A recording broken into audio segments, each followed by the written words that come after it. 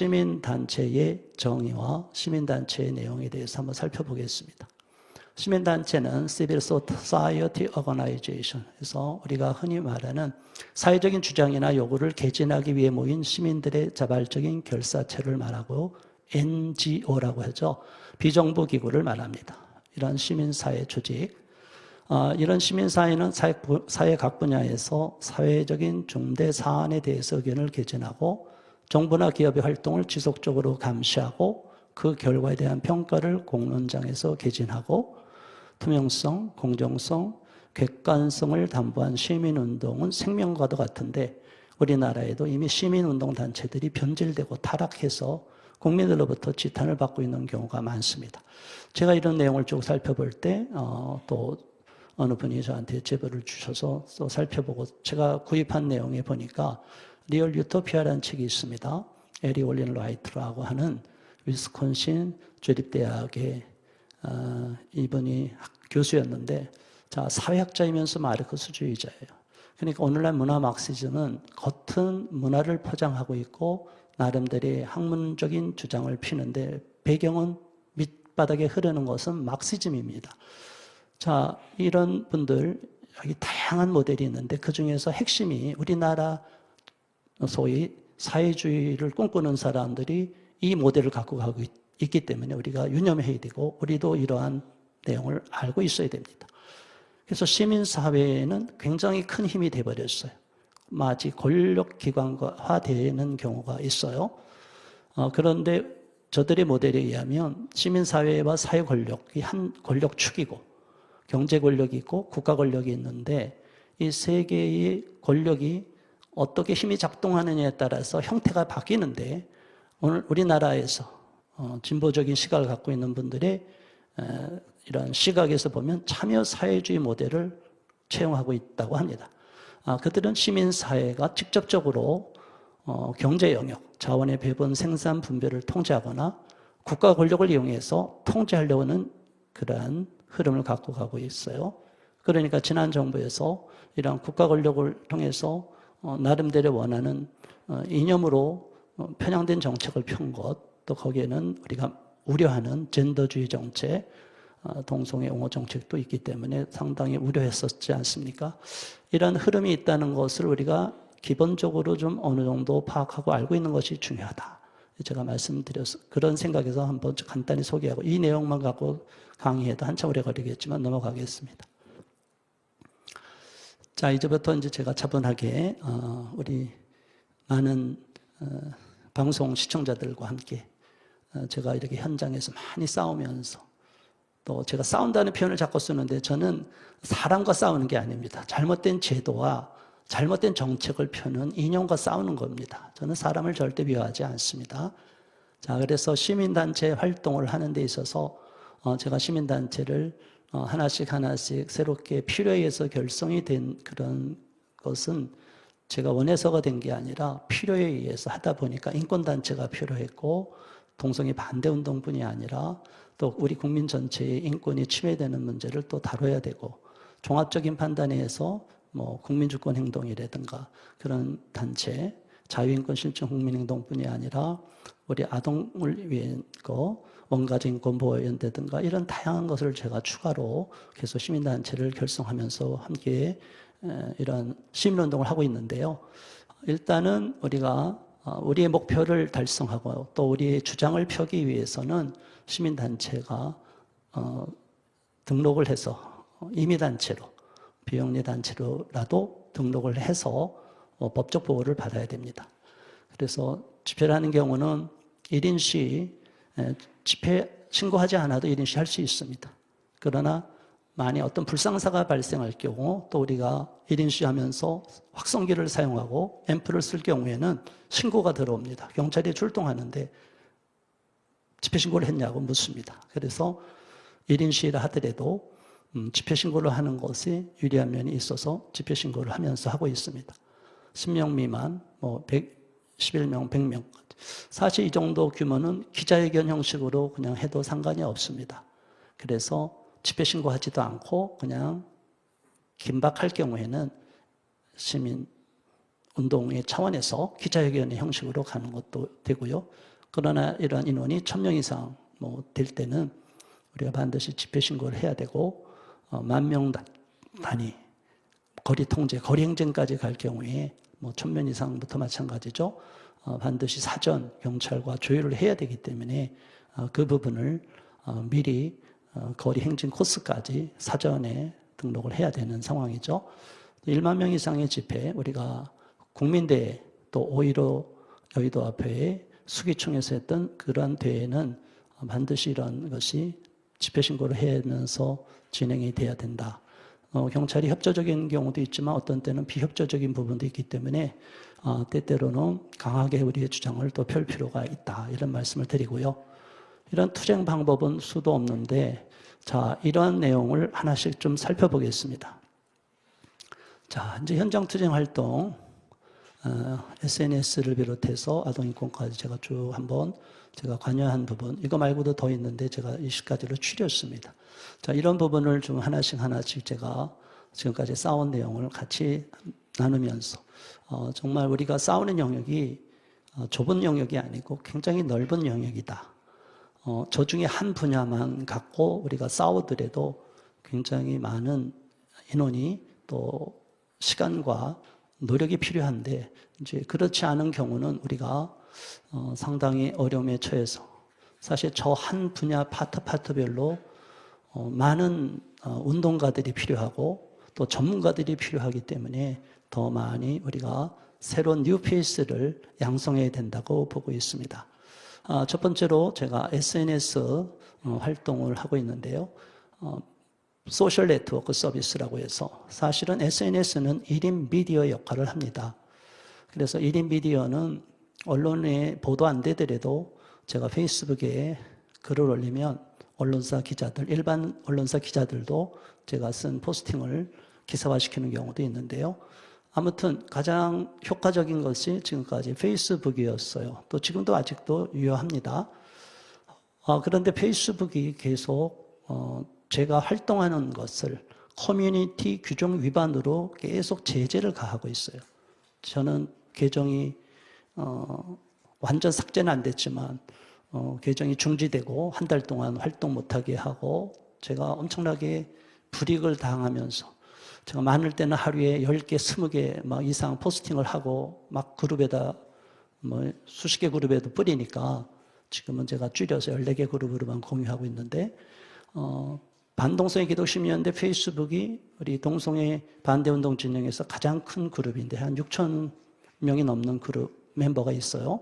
그래서 비공개 그룹으로 전환을 시켜서 제가 지금 운영하고 있습니다.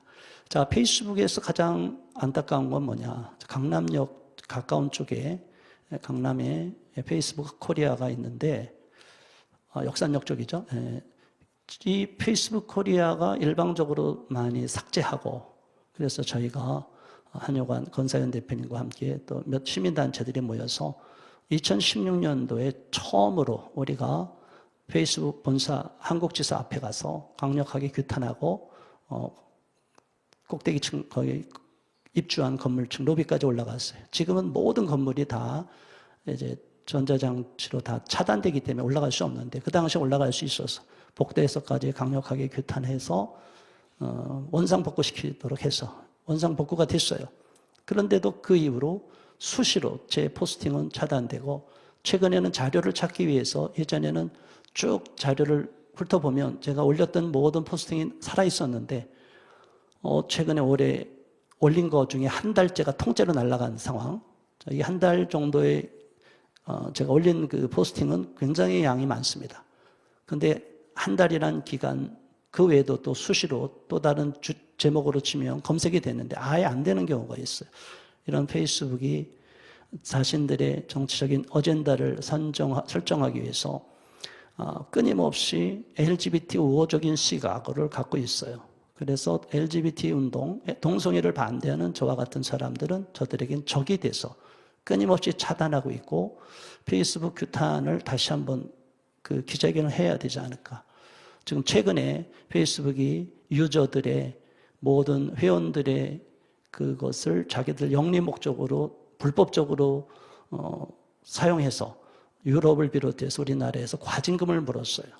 사실은 엄청나게 돈을 벌고 있는데 한편으로는 자기들이 눈에 가시라고 생각하는 동성애 반대운동 진영의 사람들의 포스팅은 제한을 두거나 심지어 삭제를 시켜버리는 아무런 통보 없이 이런 만행을 저지르고 있다. 이런 것은 절대로 묵과할 수가 없고 또 전 세계의 진영이 이렇게 흘러가고 있다는 거. 제가 활동하면서 SNS 활동을 통해서도 많은 홍보를 하고 있는데 엄청난 제약을 당하고 있다.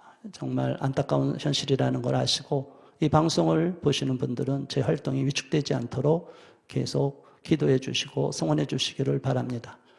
트위터는 우리 진영에서 잘 사용하지 않는데 젊은 사람들이 많이 사용하는데요. 거의 90% 이상이 다 동성애 옹호적인 시각일 겁니다. 전 세계의 트위터 하루에 트윗이 통용되는 용량이 엄청납니다. 정보량이 어마어마해요. 그런데 제가 아직 1000명의 팔로워를 확보 못하고 있습니다. 오히려 저를 막고 있는지도 몰라요. 페이스북은 5000명으로도 한정이 되어 있는데 트위터는 무한대거든요. 그런데 저는 저게 벌써 7년 다 돼가는데도 제 팔로워가 1000명이 안 되는 상태에서 거의 늘지 않아요. 오히려 줄기도 하고 이런 상황. 저 트위터 같은 경우는 최근은 덜하지만 한때 5, 6년 전에는 제가 트윗 한번 동성애 반대운동의 기사나 포스팅 올리면 한꺼번에 저한테 공격이 100명, 200명씩 때로 막 덤볐어요. 상당한 압박감을 느낍니다. 부담감을 느낍니다. 우리 젊은 청년들이 대학가에서 동아리에 가입하는 것도 굉장히 어려워요. 지금 현재 한국 대학가에 큐브라고 있습니다. Q in University. 이런 동성애에 대한 퀴어들을 옹호하는 쪽의 시각을 갖고 있는 동아리가 거의 전국 대학으로 다 퍼져가는데 이를 반대하는 동아리를 만들면 가입을 허용하지 않습니다. 그래서 동아리 가입이 안 되고 있어요. 자, 그러면 현재 나름대로 오랫동안 활동했던 기독교 선교단체들은 어떻게 하느냐? 거기서 추방될까봐 목소리를 내지 못하고 있어요. 또 열정적인 어느 젊은 청년들이 동성애 반대운동에 뛰어들겠다고 해서 SNS상에서 동성애 반대운동 트윗을 계정을 파고 SNS 활동을 하는데 다 폭파됩니다. 이게 왜냐하면 방법론에서도 미숙한 것도 있고 또 저들이 공격하고 욕하고 막 할 때 같이 맞대응하면 그게 다 신고가 들어가면 오히려 불리하게 작용해서 사실은 이런 SNS 전사들도 많이 양성을 해야 되는데 이 부분에 대해서 우리 진영에서 더 관심을 가져야 되는데 아주 여기에 대한 인력이 못 미치는 상황이라는 거 참 안타깝고 그 외에 인스타그램은 페이스북에 자동 팔로우 되기도 하고 자동 포스팅이 연동되기도 하지만 안 되는 경우도 있기 때문에 계속 하고 있고요. 이런 SNS상에서 우리가 활동하는 것이 기독교 언론에도 많이 보도되고 보도해 주시는 기독 언론사 여러분께 정말 이 자리를 빌어서 감사를 드립니다. 그런데 일반 언론에도 보도가 돼야 되는 상황, 보도가 또 돼야 되는 거죠. 제가 동성애 반대운동 진영에 넘어왔을 때 가장 듣기 싫은 용어가 뭐였냐면 호모포비아였습니다. 자, 호모포비아라는 용어가 요즘 검색해 보세요. 나와요, 안 나와요? 안 나옵니다. 제가 호모포비아를 남용하지 말라는 칼럼을 써서 아주 기념비적인 칼럼이죠.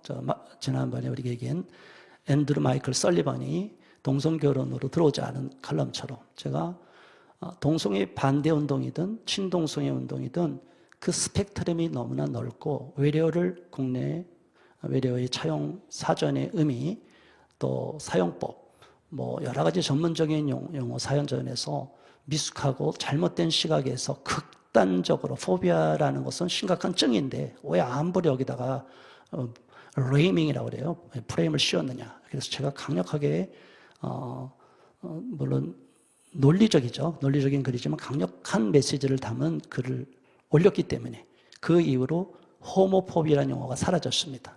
우리들의 동성애 반대운동 진영을 호모포비아로 매도하는 그러한 저들의 시각이 없어졌어요. 그 프레임을 벗겼다는 거죠. 그만큼 우리가 저들의 맥을 짚어서 잘못하고 있는 것은 막아내야 된다. 그게 제가 칼럼을 쓴 부분.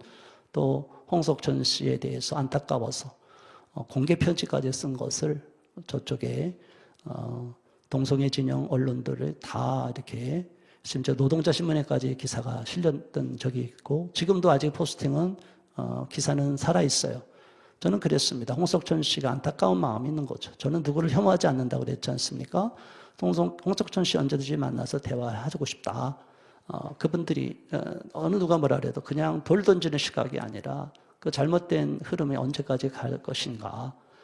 그리고 제가 진정한 마음으로 목사의 시각에서 정말 원래 부모의 신앙을 따라 돌아와라 이렇게 얘기한 것인데 만일 여기에 대해서 언론의 논조는 이건 명예훼손이니까 법적 조치 취하라고 했지만 당사자가 아직까지 법적 조치 취하지 않고 있는 상황이에요.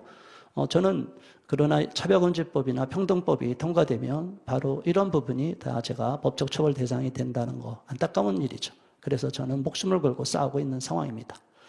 우리 진영에서 또 한 번 큰 사건이 있었죠. EBS 사건, 까칠 남녀가 일방적으로 방영이 돼서 성소수자들의 입장을 대변했어요. 자, 이 부분을 그냥 두면 안 되겠어서 우리가 까칠 남녀에 대해서 특히 양성애자인 은하선 씨가 노골적으로 했는데 또 샤문자를 기망하는 사건이 있어서 복잡한 법정 투쟁 후에 몇 년이 지나서 제가 대법원 승소 판결을 받았습니다. 그래서 100만 원의 벌금형이 처해졌어요. 저는 은하선 씨도 미워하는 마음이었고 법정에서도 만났지만 절대로 그분을 뭐 이상하게 보지 않았어요. 애띤 얼굴에 안타까운 거죠. 그분의 지금 사는 행위가 그리고 주장하는 바가 제가 동의하지 않기 때문에 반대하는 거지만 아무튼 그 은하선 씨는 퀴어 축제, 동성애 퀴어 축제에서의 메인 게스트고 더 저쪽 진영에서 대학가를 돌아다니면서 많이 악영향을 줬기 때문에 이 사건 이후로 은하선 씨는 더 이상 공개적인 장소에서 활동을 못합니다. 그런 역할을 제가 했어요. 그리고 EBS 투쟁에 함께 많은 시민들, 학부모 단체들이랑 연대해서 활동했고 저분들 모두에게 감사를 드립니다.